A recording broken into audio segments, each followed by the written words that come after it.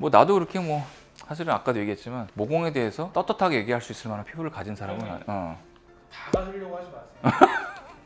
그렇지. 사실은 맞아. 피부과 진료를 보는 사람이라고 해서 피부결이 다 좋을 수는 없잖아. 호흡기를 보는 감기 치료하는 선생님들은 감기 걸리면 안 돼? 그건 아니잖아. 내 말은 뭐냐 하면 내가 뜨끔해서 하는 말인데 어쨌건 저는 솔직히 피부가 많이 좋지는 않습니다. 탄력을 잃어가면서 처지면 모공이 커질 수밖에 없을 거 아니야. 대한민국의 모든 의사 선생님과 의료 종사자들을 응원합니다.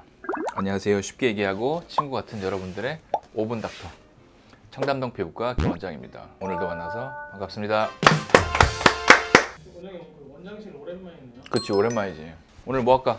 여름이니까 점점 그 팽창하고 있는 모공. 지금 오늘만 해도 지금 보니까 33도야.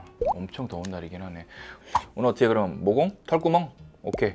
오늘은 털구멍에 대해서 한번 해보도록 하자. 나도 사실은 뭐 계속 얘기하지만 모공에 대해서 그렇게 자신 있게 말할 수 있는 사람은 아니야. 우리 구독자님들이 잘못 착각을 가끔 하셔갖고 원장님 피부 참 좋을 것 같아요 라고 하시는데 사실은 우리 PD님이 최대한 그 얼굴 예쁘게 해주시는데 저도 사실 모공이 큰 편이고 근데 오늘 모공은 진짜 모든 사람들의 숙적인 것 같기는 해. 어떻게 보면 모공은 온도와 습도에 의해서 많이 늘어났다가 작아질 수 있는 그런 한 장기이기 때문에 모공이 왜 생기는 걸까요?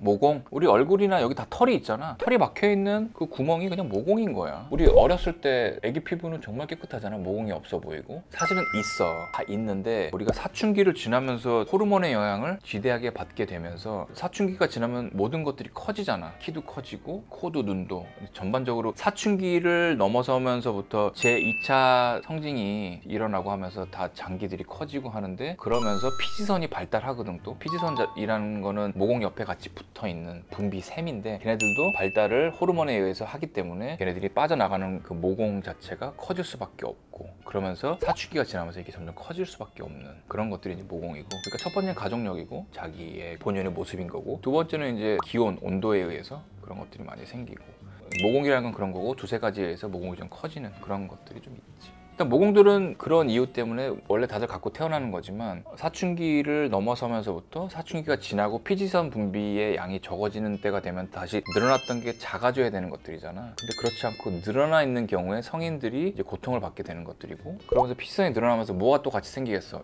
그렇지, 여드름들이 생기는 거지. 여드름들의 치료를 모공 치료 그리고 피지선 분비의 치료를 같이 하면서 좋은 피부를 유지하려고 굉장히 노력을 해야 되는 것들이야. 칠판 강의 좀 해야 되는데. 그러면 모낭, 털 구멍 그게 모공이잖아. 뭐 지난번에 우리가 제모에 대해서도 설명했을 때 그렸던 그림 똑같아. 우리가 모공이라고 하는 거는 모공이 이렇게 있고 사실은 털이 이렇게 있는데 그 옆에 피지샘들이 같이 있거든. 털이 있는 구멍에서 피지선들이 나오면서 얘네들이 넓어질 수밖에 없는 것들이야. 원장님 저 이러지 않았는데요. 당연히 안 그랬지. 나도 옛날에는 장난 아니었어 피부. 솔직히 지금은 아까도 얘기했지만 내가 모공에 대해서 설명할 정도는 아니야. 왜냐면 난 별로 피부가 좋지 않기 때문에. 그래도 환자분들을 위해서 설명을 하겠지만 나는 모공이랑 여드름 상처가 꽤 많은 편이고 그리고 그것들을 줄이기 위한 시술들을 많이 했기 때문에 고작 이 정도가 됐긴 해도 만약에 그러지 않았으면 조금 더 모공 때문에 힘들었을 수 있거든. 모공이 많이 커져 있는 상태야 나도. 그러면은 우리가 여기서 피지선에서 피지가 나오면서 모공을 막고 있다. 그러면 나오려고 자꾸 하는데 막혀 있으면 얘네들 자꾸 커질 거 아니야. 그래서 이런 필링 얘네들을 없애는 것들을 그래서 하는 것들이거든. 그래서 무슨 해초필, 산소필 그리고 원장님이 가장 좋아하는 아쿠아필 이런 것들이 전부 다 막혀 있는 것들을 빼주는 것들이야. 빼주는 것들. 그래서 첫 번째 모공 피지선 관리에는 첫 번째는 필링이야. 필링. 그보다 우선순위는 아까 설명한 세안이겠지만 세안 이후에 할 수 있는 것들. 그래서 병원에 와서 필링들을 하세요. 아쿠아필, 뭐 아하 마하 그냥 녹이고 불리고 빼주는 그런 필링들을 이용해서 막혀있는 애들을 뚫어주고 막혀있어서 못 나가면서 커지는 것들을 작게 해주는 것들이 굉장히 좋은 치료 방법일 수가 있어.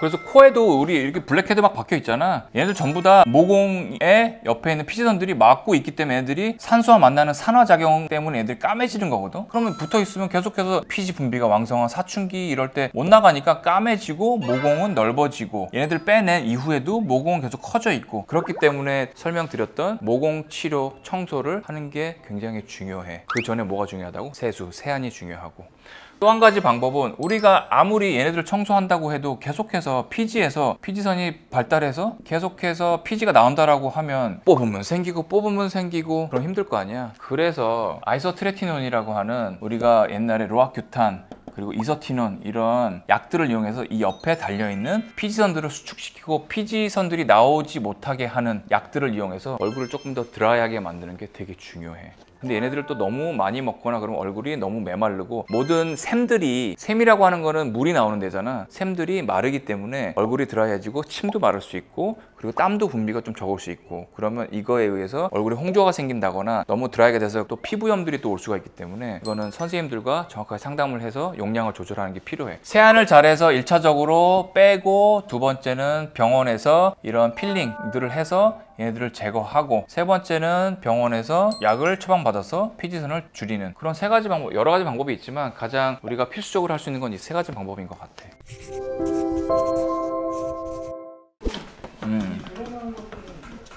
늘어난 모공들 사실 굉장히 힘들지. 뭐 나도 그렇게 뭐 사실은 아까도 얘기했지만 모공에 대해서 떳떳하게 얘기할 수 있을 만한 피부를 가진 사람은 다 가지려고 하지 마세요. 그렇지. 사실은 맞아. 고맙고 우리가 보면 피부과 진료를 보는 사람이라고 해서 피부결이 다 좋을 수는 없잖아? 사실 안 그래? 노력을 하고 그리고 다른 사람들을 도와줄 수는 있지만 봐봐. 그러면 호흡기를 보는 감기 치료하는 선생님들은 감기 걸리면 안 돼? 그건 아니잖아. 내 말이 좀 이상해? 내시경 하시는 분들은 본인이 내시경 못해. 근데 안에 뭐 위궤양도 생길 수 있고. 내 말은 뭐냐 하면 내가 뜨끔해서 하는 말인데 어떤 전문적인 어떤 진료를 본다고 해서 그 부분이 다 완벽할 수는 없는 거 아닌가? 뭐 이런 얘기야. 뭐 별거 아니야. 넘겨도 돼.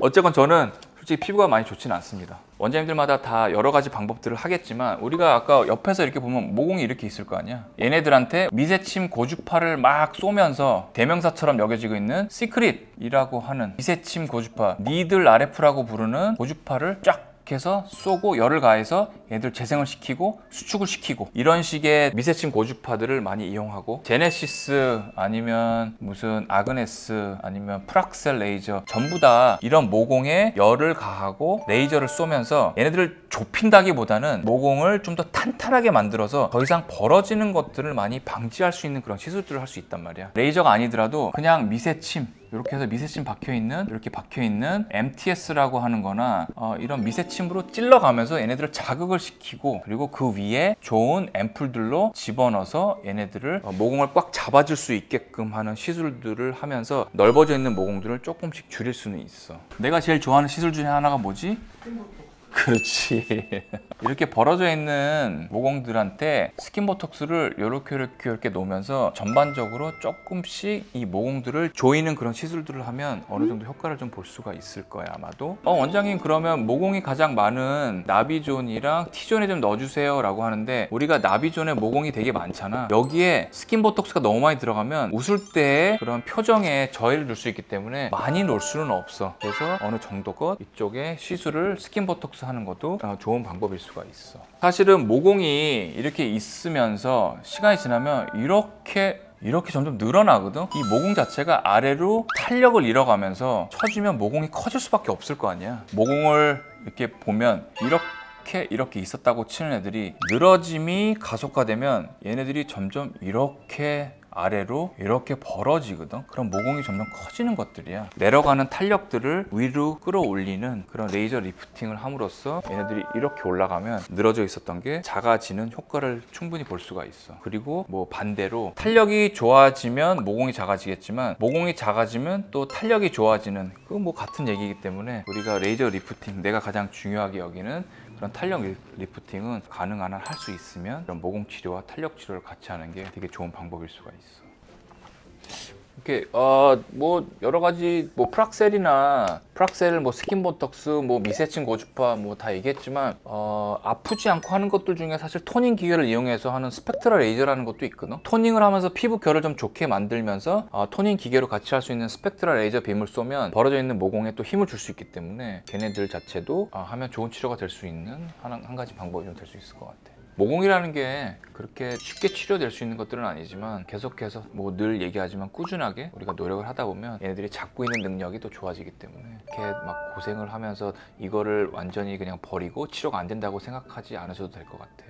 일단 모공에 대해서 또 치료나 어떤 예방 방법이나에 대해서 궁금한 게 있으시면 아래 댓글창에 남겨주시면 저희가 시간이 허락하는 한 또 성심성의껏 댓글에 대한 답글을 좀 달아드리도록 하겠습니다. 오늘 너무 더운데 촬영하느라 고생했고 우리 구독자님도 모공에 대한 영상 봐주셔서 대단히 감사합니다.